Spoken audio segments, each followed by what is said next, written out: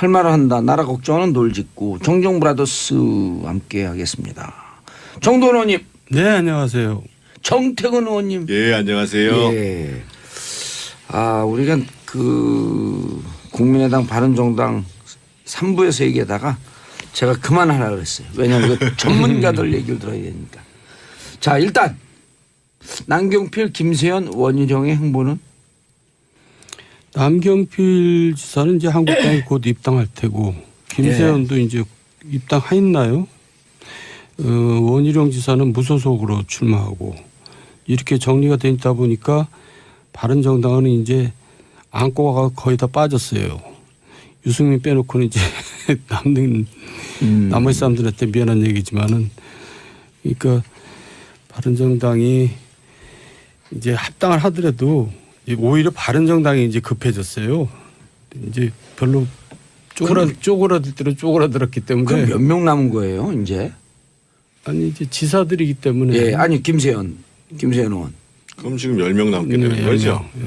근데 이제 조금 전에 말씀하셨습니다만 소위 이제 남경필, 원희룡 또 김세현 의원이 갖고 있는 정치적 상징성이 있는 것인데 저는 사실은 그 이분들을 못 잡은 유승민 대표도 상당히 안타깝고 그 리더십에 문제가 있는 게 아닌가 생각 들고 사실은 이제 남경필 지사 같은 경우는 뭐 과거에 이제 새누리당에 있을 때 한나라당 새누리당에 있을 때부터 원조 소장파 뭐 이상득 그 55인 파동 때도 그렇고 또 홍준표 남아 때도 최고위원 사퇴를 하면서 본인이 이제 사퇴를 해가지고 낙마를 시켰고 또 이제 그 이후에도 이제 사실은 그 바른정당 가신 분 중에 가장 선도적으로 탈당하신 분이거든요. 예. 그래서 한때 이제 미래형 정당으로 브록체인 신당을 만들겠다는 말씀도 하셨고 무엇보다도 이제 바른정당 대선 후보로 출마를 했거든요.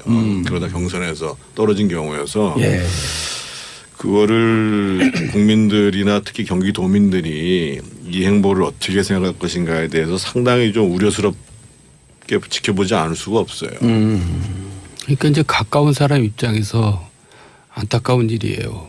그러니까 이제 경기도 지사가 별로 희망이 없더라도 이제 나이도 있으니까 그 스탠스를 그냥 일관되게 유지하는 것이 나중에 이제 큰 정치할 때 이제 필요한 건데 그런 면에서는 아쉽지만 또 본인이 뭐 많은 생각을 했겠죠. 일단 지방선거부터 생각하고 지방선거 후도 생각했을 것 같아요. 이제 하태경 의원 같은 경우는 이제 지방선거 끝나면 홍준표는 TV에서 볼 일이 없겠다 이제 이렇게 보통 얘기하잖아요. 그래서 그 넥스트도 아마 생각하는 것 같고 뭐 여러 가지 많은 생각이 있겠죠. 그런데 그 남경필 지사 입장에서는 네. 바른정당 후보로 나서는 것보단 자유한국당 후보로 나서는 게 낫다 이렇게 정치적 판단을 한 걸까요? 정치적 판단뿐만 아니라 계산을 다 하죠. 여론조사도 해보고. 그러면 이제 결론이 뻔히 나오는 거죠. 이렇게 봤겠죠. 아무래도 예를 들면 통합당 후보로 나오면 자유한국당에서 무조건 그 남경필 후보를 낙마시키기 위해서 낙선시키기 위해 가지고 후보를 낼 것이다. 또 그러고 이제 홍준표 대표가 그런 얘기를 공언해 왔고. 그래서 오히려 그 자유한국당 후보가 되면 실제로 그 경기도지사 선거 정도 규모라는 거 봤을 때 웬만한 사람이 쉽게 나서기가 어렵거든요. 그러니까 통합당에서 제대로 된 후보를 구하기 어려울 것이다. 이런 정치적 계산을 했을 거고. 그리고 이제 지금 자유한국당이 지금 계속 후보를 못 구하고 있잖아요.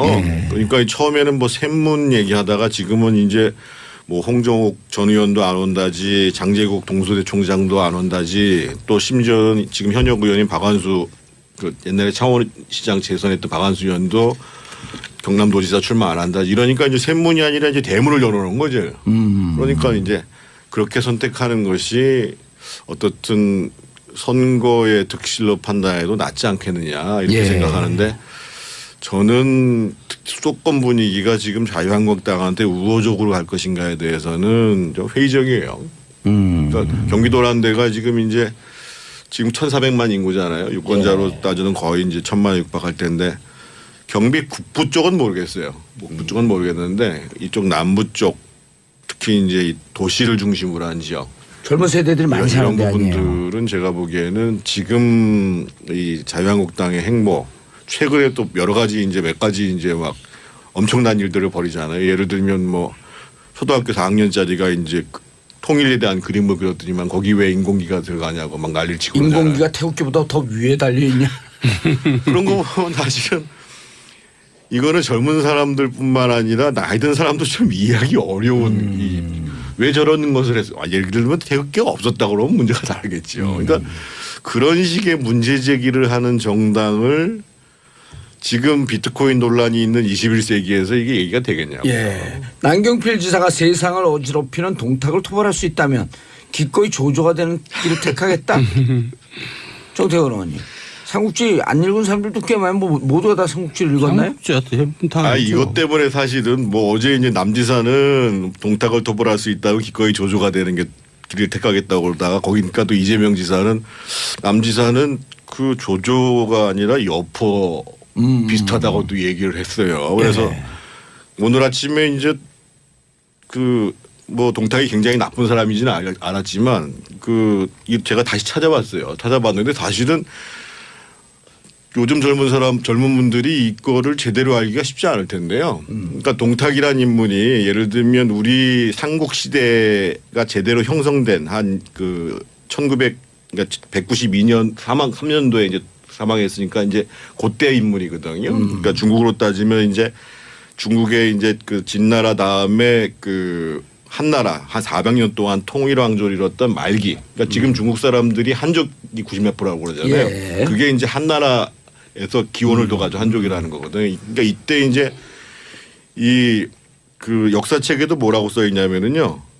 삼국지에 보면은 거칠고 포악하며 사악한 데다가 잔인하다. 역사를 기록한 일에 이와 같은 자가 없었다. 라고 삼국지에 기록이 되어 있는 사람이에요. 이제 그러니까 그거보다도 이제 여기서 동탁은 노무현 저는 자꾸 맨날 헷갈려요. 문재인 정권을 얘기하는 거고 문재인 정권을 토벌하기 위해서 자기가 조조가 되는 길을 택하겠다 이렇게 얘기한 건데. 그러니까 그럴까요? 그러면 전혀 비유가 잘못된 비유죠, 사실은. 그거 말고 딴 뜻은 그러니까 아니고. 이제 이게 이제 이 동탁은 누구예요? 그러니까 문재인 정권을 말하는 거죠. 그래서 저는 왜 이런 비유를 썼는지, 그러니까 동탁이 중국사에서 그렇게 나쁜 사람의 상징이 되는 이유가 그 한나라 시절에 첫 번째로 왕위 찬탈을 한 사람이 왕망이라는 사람이고 예. 사실상 두 번째로 왕위 찬탈한 사람이 동탁이에요. 예. 그리고 동탁이라는 인물이 어떤 사람이냐면은요.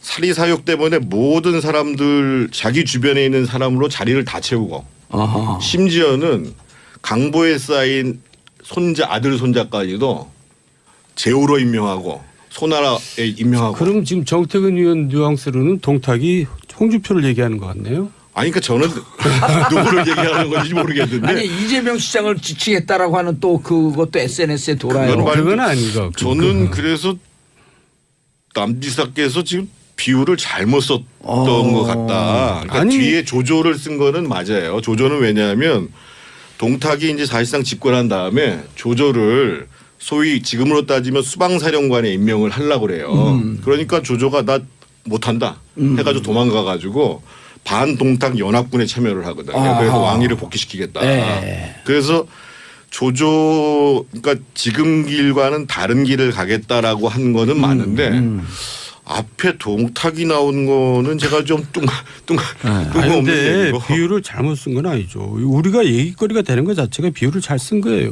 일단 정치인들은 논란을 만들어내는 것이 맞든 틀리든. 그럼요. 그게 중요한 거지. 근데 거기에 이제 이재명 시장이 살짝 얹힌 거죠. 싸우는데 나도 한번 좀 해갖고 양강으로 이렇게 만들어 놓는 게 이재명 시장 입장에서 좋거든요. 뭐 전해철이나 뭐 안면서 이렇게 못 치고 올라오게끔 딱 구도를 잡아놓으면. 근데 좀 얄미워요. 남 얘기한 거에 딱 얹혀가지고. 근데 그것도 이제 뭐 심한 경우인데요. 사실은 그 여포라는 인물은 어떤 사람이냐면 네. 계속 예를 들면 처음에 정원이라는 사람이 이 사람을 썼는데 나중에 정원과 이제 동탁이 이제 대립을 하니까 정원을 죽여버려요. 예. 그래서 거기 갔다가 또 그 뭐 유비한테 갔다가 원술한테 갔다가 이제 나중에는 이제 결국은 조조한테 이제 사로잡혀가지고 죽게 되는데 그러니까 그러니까 그 중국 그 삼국지에 보면은 이 최고의 무장 그리고 최고의 말이 이제 그 여포가 쓰는 적토마거든요. 근데 싸움 잘하는 것 빼놓고는 아주 그 배신의 귀재예요. 머리도 안 좋고. 근데 거기다 대고 또 이재명 시장이 남지사를 여포 같다 또 이렇게 얘기하는 것도 제가 보기에는 경쟁자로서 좀 지나친 얘기고요. 그러니까 저는 요즘 정치인들이 사자성어 막 많이 쓰고 그러는데요. 사자성어도 많이 대중들이 써요. 이해할 만한 사자성어. 그러니까 저는 그 어려운 사자성어는 적어도 사서삼경을 벗어나면 안 된다라는 것이 제 기본적인 생각이에요. 그리고 이런 뭐 삼국지의 비유를 들 때에도 좀 어느 정도 적절한 비유들을 들어야죠. 아주 상대방을 그냥 나쁜 사람의 아주 원흉. 제가 보기에는 동탁 정도는 어느 정도 수준이냐면은 옛날에 박정희 대통령 있을 때 차지철 비서실장이죠. 그렇지. 차지철 비서실장이 그렇게 포악하게 했잖아요. 그리고 결국은 김재규 중정부장한테 암살 같이 시해당하잖아요. 예. 그 한국 정치사에서 동탁이면 거의 뭐 차지철 수준이지 그 외에 동탁 같은 정치인 또 있나요? 너무 그렇게 확대 해석하지 마시고. 자, 별 생각 없이 얘기한 남경필 건데. 지사는 별 생각 없이 얘기했어요. 남경필 지사는 자유한국당에 오늘 입당한다 그래요. 예. 그리고 탈당한 김세현 의원은 이미 복당이 끝났고 김세현 의원은 지역이 부산인가요? 부산 금정이죠. 예. 금정인데 제가 참 이 김세현 의원도 안타까운 게 김세현 의원이 이제 대선 끝나고도요.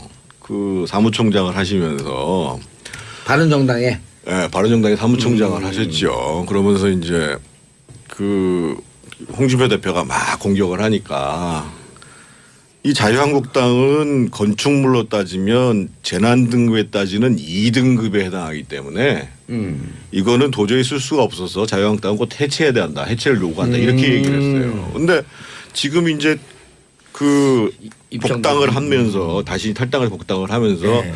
평생 같이 한 동지들의 뜻을 저버리기 어렵다. 그럼 평생 같이 한 동지들을 다 재난 등급 2등급 건물에 가가지고 건물 무너지면 같이 죽을 거냔 말이에요. 그래서 제가 이제 남지사나 그 얘기한 거 잊어먹지 않았을까요? 김세현 근데 사실 정태근 의원이나 저는 이런 분들을 좀 배워야 돼요. 우리는 그냥 한 번 한 말 지키려고 그냥 뭐 별 볼 일 없이 맨날 외롭게 밥 먹을 사람도 없이 이렇게 지내고 이런 것보다는 밥 둘이서 같이 먹으면 되잖아요. 말도 바꿔가면서 적당하게 또 기회를 봐서 당도 또 갈아타면서 그렇게 하는 거죠. 우리가 지금 어리석은 거죠. 근데 저는 제가 남지사나 김세현 의원을 참 좋아하니까 이 얘기를 드리는 건데 사실은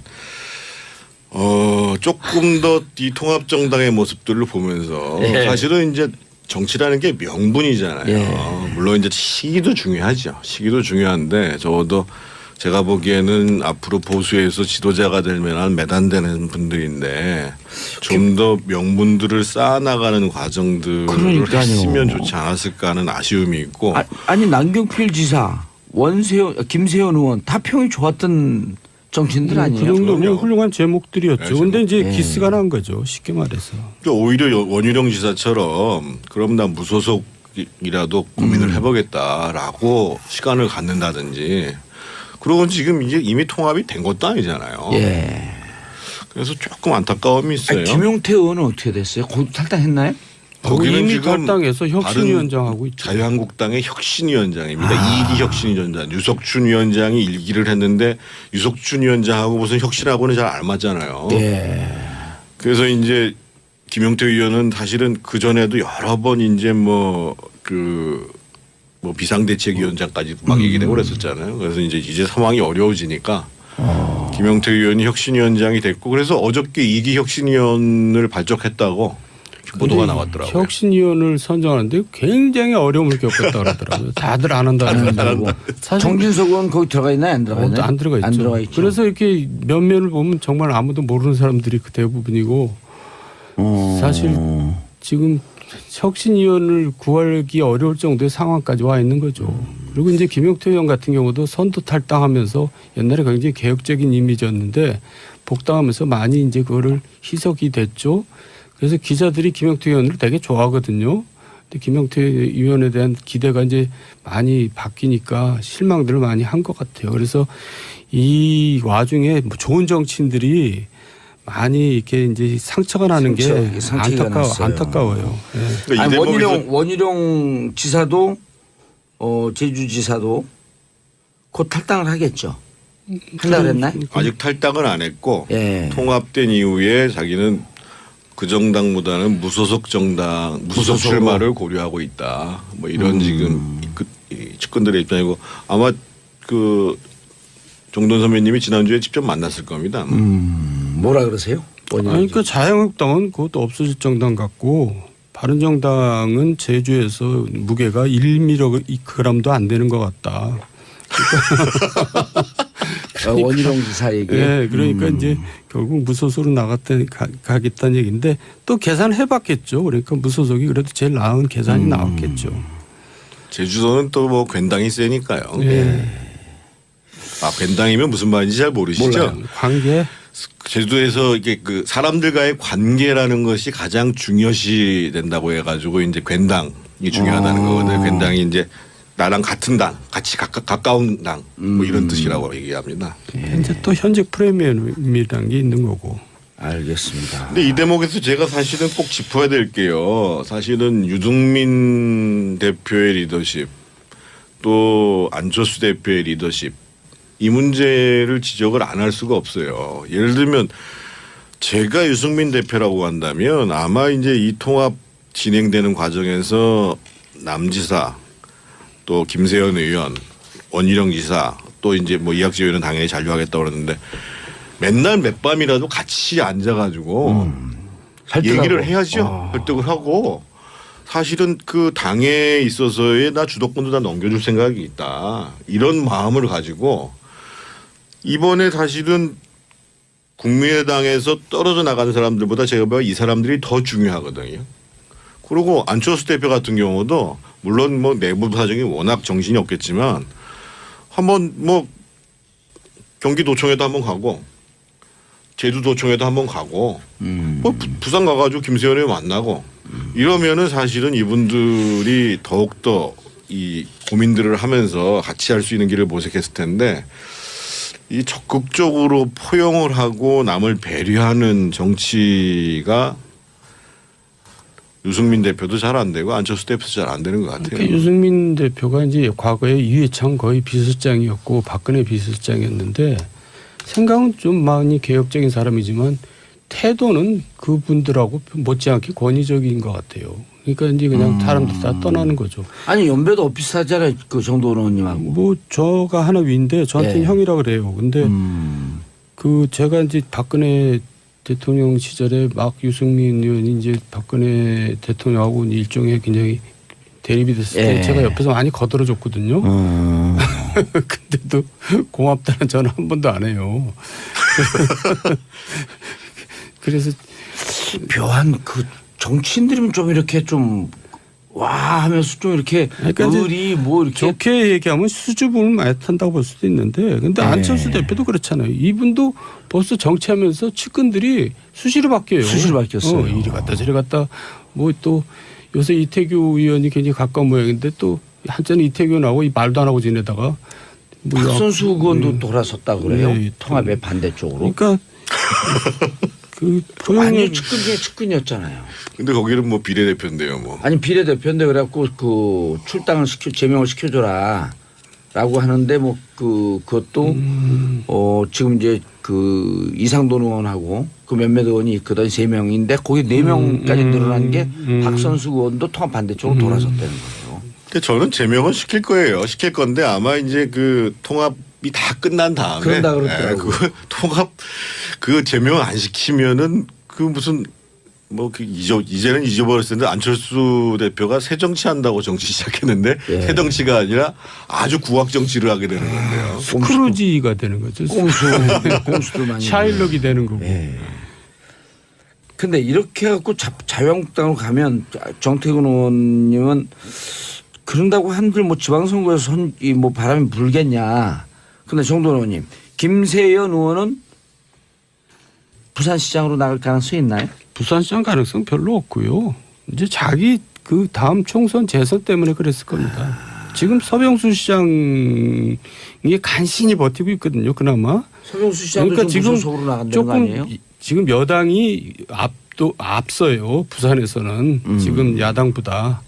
근데 서병수 갖고 간신히 버티는데 현직 프로그램이 있기 때문에 김세현 의원 갖고는 부족하죠. 그러니까 본인도 그걸 알 겁니다. 재선 때문에 그런 거죠. 총선에서. 근데 저는 그 사실 지방선거까지 아직 앞으로 한 5개월가 예. 안 남았지만 예. 저는 이제 판도는 특히 부산이나 호남 같은 경우는 전혀 예상할 수 없다고 봐요. 왜냐하면 기본적으로 부산 같은 경우에 지금은 민주당이 앞서지만 예. 사실은 완벽한 삼주화 구도가 될 수도 있는 거거든요. 그리고 상대적으로 샤이 보수가 지금- 많아요 현재. 그렇죠. 그리고 이제 이 문재인 정부가 지금 계속 정책 실패가 지금 쌓이고 있는 와중이란 말이에요. 그래서 더더군다나 제가 지난번에도 말씀드렸습니다만 일자리 문제가 굉장히 중요한데 특히 이제 일자리 문제를 더 체감하게 되는 게 이제 졸업하고 예. 3, 4, 5월 달이 계속 지나가잖아요. 그럼 사람들에게 그렇죠. 눈에 띄게 사실은 드러나는 건데 지금 이제 문재인 정부도 걱정하듯이 지금 18년 이래로 지금 최악의 상황으로 지금 일자리 문제가 가고 있는 거거든요. 최악의 상황으로. 그래서 지금 쉽게 지금의 지지율을 가지고 지방선거를 예측하는 것은 저는 쉽지는 그러니까 않다고. 지금 아쉬운 것은 야당 입장에서 보면 그런 문재인 대통령의 약점이라든가 실책이라든가 이런 거를 권위 있는 목소리로 국민들한테 들려줄 만한 인물이 거의 없어요. 그게 이제 굉장히 아쉬운 대목이죠. 알겠습니다. 아, 요 얘기 꼭 물어봐야 되는데 네. 김백준 씨 잘 아시잖아요. 잘 알죠. 지금 구속영장 청구했거든요. 김백준 씨야말로 MB의 집사라고 할 수 있는 사람이고요. 측근 중에 측근. 측근 중에 측근이고 이제 돈 관리를 다 하는 분인데 되게 담백하고 좀 맑은 분입니다. 그러니까 이 양반이 자기가 개인으로 돈을 챙겼다는 거는 저희들로서는 상상할 수 없고요. 제가 김백준 씨가 이제 변호사 자문을 하고 있는 변호사하고 통화를 했는데요. 예. 본인은 전혀 안 받았다. 기억이 없다라고 지금 얘기를 하고 있대요. 예. 알겠습니다. 요 얘기는 또 진행되는 대로 또 한번 나중에 얘기 보고 예, 알겠습니다. 두 분 벌써 끝났어요.